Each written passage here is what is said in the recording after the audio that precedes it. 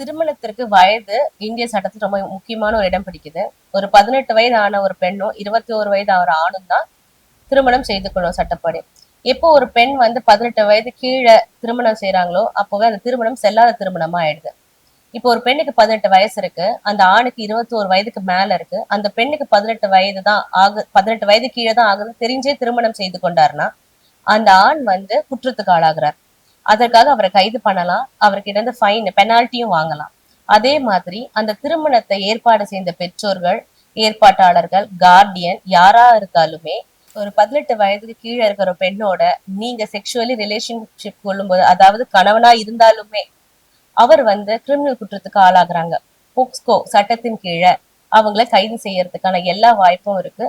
மேலும் நீங்க அந்த பெண்ணை திருமணம் செய்து கொண்ட அந்த திருமணமே ரத்து செய்யப்படும். It's invalid marriage. அந்த திருமணமே செல்லபடியாக பல வருடங்கள் கழிச்சு அந்த பெண் வந்து எனக்கு இந்த திருமணத்தை விருப்பம் இல்லை, நான் 18 வயது பூர்த்தி ஆகிறதுக்கு முன்னாடியே என்னை என் பெற்றோர்களும் கணவர்கள் கட்டாயத்தின் பேர்ல என்னை வந்து திருமணம் செஞ்சுட்டாங்க அப்படின்னு சொல்லி நீதிமன்றத்தை நாடி விவாகரத்தை கேட்டாங்கன்னா அந்த திருமணம் செல்லாதுன்னு சொல்லி அவங்களுக்கு விவாகரத்து கொடுக்கறதுக்கும் வாய்ப்பு இருக்கு. போக்சோ சட்டத்தின் கீழே வந்து ஒரு ஆண் வந்து என்கிட்ட இருக்க வழக்குல கைதாகிறாரு. எப்படின்னா ஆல்ரெடி அவருக்கு திருமணம் ஆகிருக்கு, 2 ஆண் குழந்தைகள் இருக்காங்க.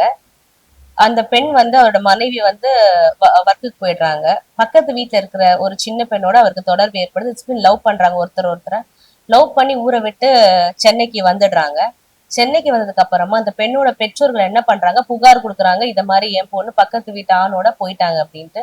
போலீஸ் என்ன பண்றாங்க, இவங்களை வந்து தேடி வராங்க. சென்னையில 2 பேரையுமே கைது பண்றாங்க. கைது பண்ணிட்டு அந்த பொண்ணை ஒரு ஹோம்ல அனுப்பிடுறாங்க. அதுக்கப்புறமா 2 பேரையுமே கோர்ட்ல ஆஜர்படுத்திடுறாங்க. ஆஜர்படுத்ததுக்கு அப்புறம் அந்த பொண்ணு என்ன சொல்றா, நான் இவரை விரும்புறேன், அவர் என்ன சொல்றாரு, நான் இந்த பொண்ணை விரும்புறேன். பட் இவங்களோட விருப்பம் வந்து சட்டத்தால அங்கீகரிக்கப்படாது. அவர் வந்து ஆல்ரெடி திருமணமானவர், குழந்தைகள் உள்ளவர். இந்த பொண்ணு 18 வயது நிரம்பாது. இந்த பொண்ணு என்ன சொல்றா, என்னோட சம்மதத்தின் பேர்ல தான் நாங்க 2 பேருமே வீட்டை விட்டு ஓடி வந்தோம். ஆனா அது ஏற்றுக்கொள்ளப்படாது.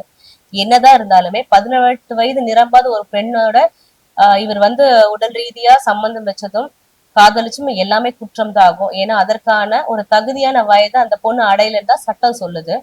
இது இப்படி இருக்கிற பட்சத்துல அவரை கைது பண்ணி அவருக்கு இப்ப 10 வருஷம் சிறை தண்டனையும், இந்த போஸ்கோவின் கீழே அந்த பொண்ணு பாதிக்கப்பட்டதுனால அந்த பொண்ணுக்கு கவர்மெண்ட் வந்து 10 lakhs rupees காம்பன்சேஷனும் வழங்கியிருக்கு.